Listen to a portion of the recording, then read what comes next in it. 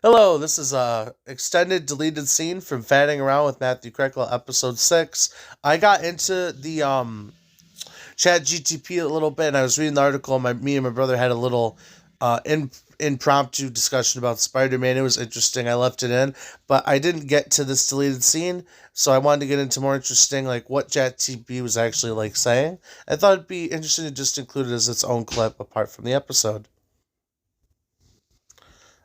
Of the Distributed Artificial Intelligence Research Oh, Institute. please like, comment, and She subscribe. explained to us what she sees as the pitfall. Most beautiful woman. Pitfalls of training artificial intelligence applications with mountains of indiscriminate data from the internet. Well, let's start by... Well, as long as at least we get the audio, will be fine. So the video might have a little bit of stuttering going on.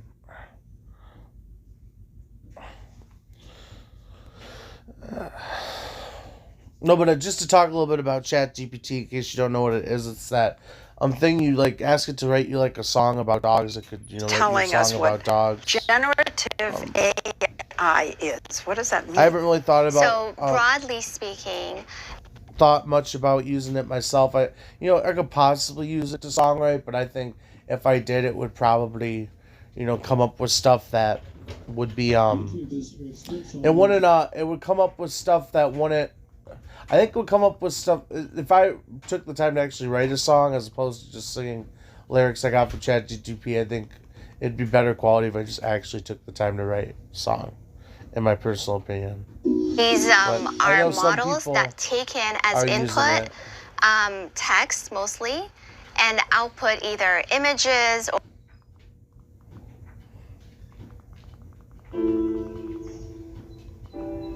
or other kinds of text or even videos.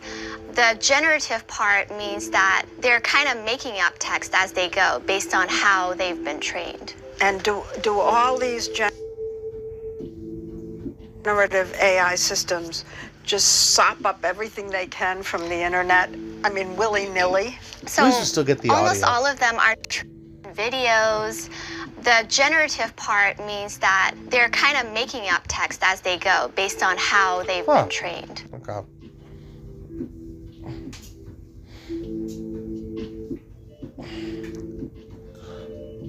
See if I can maybe try to skip a little bit ahead.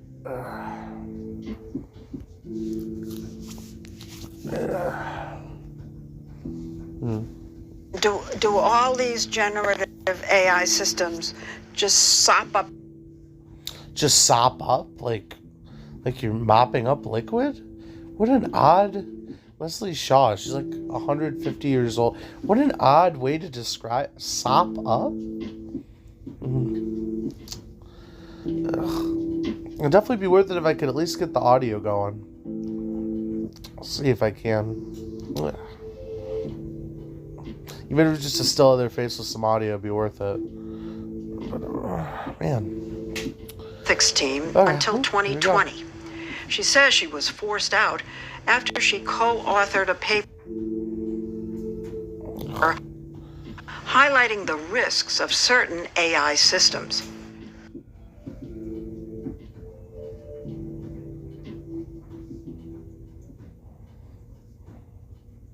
You explain to us why we're hearing that output is biased. There is an assumption by many people who build these types of models that just because the internet has lots and lots of text or lots and lots of data, that somehow when you train something based on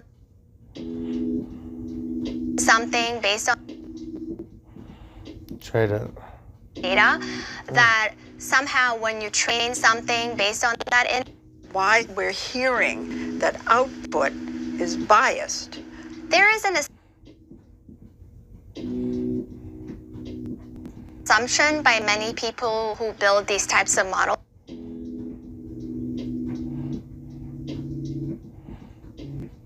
So yeah, people are thinking that just AI is gonna because be the racist, internet quote, has lots unquote. and lots of text or lots and lots of data, that somehow when you train something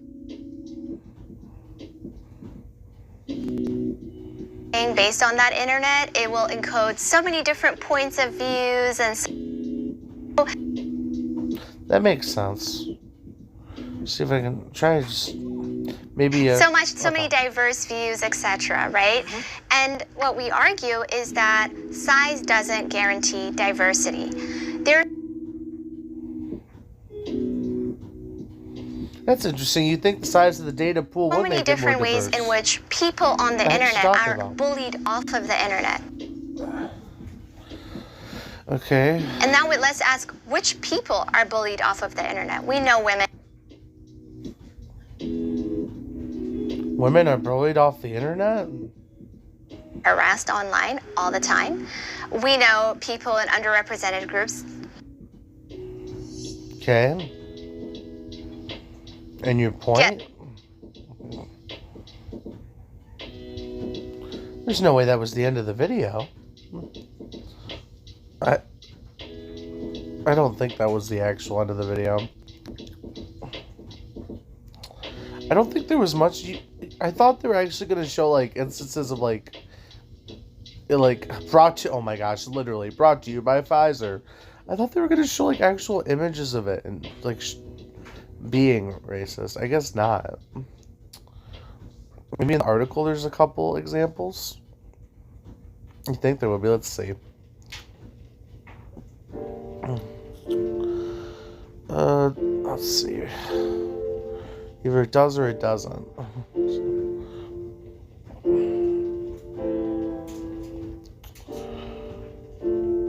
Okay, the chatbot being biased against conservatives. Okay, I think it might just be talking about it. It might give examples, might not. I think this one doesn't give examples. I think it's just saying it's happening, which is a little lamer. But I guess you can. Well, it might be a little politically incorrect to give the examples. I don't know. Okay, okay. It looks like the video might be playing now, so we're gonna give it. And plus, this was a different section of the video Institute. too. She explained to us what she sees as the pitfalls of training artificial intelligence applications.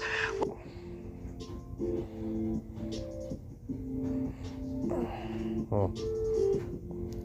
I don't think there's really much more Mountains information of anyway. indiscriminate data from the internet. Well, let's start. Yeah, I don't think there's much more to it anyway. By you just telling us what generative AI is. What does that mean? So broadly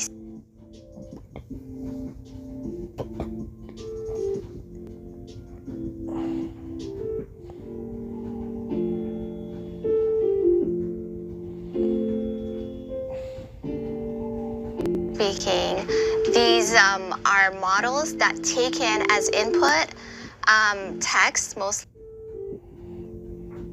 Models that take an input and then bring out an output based on the information they have to simulate human conversation. Yeah, that's what we get it. So I think honestly I showed you most of the stuff we already got in little snippets though, but that's pretty much most of this is already heard. Maybe I could try to skip to a little bit of the end of this video, see if there's anything worth playing. It'd be probably after the 4-minute mark. Let me see. I think we've almost went through the whole thing. So let's see if real quick I can get the last minute of the video for you guys and get out this special bonus deleted scene over with. line, right? When they're bullied.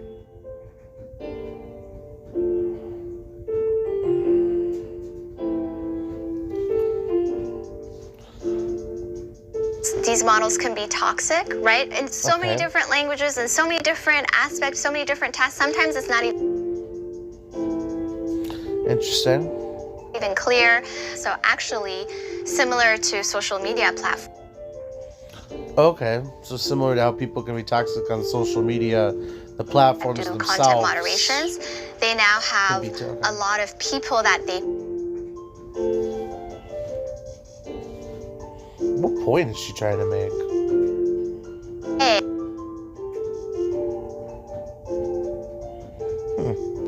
Yeah, I think that was most of it.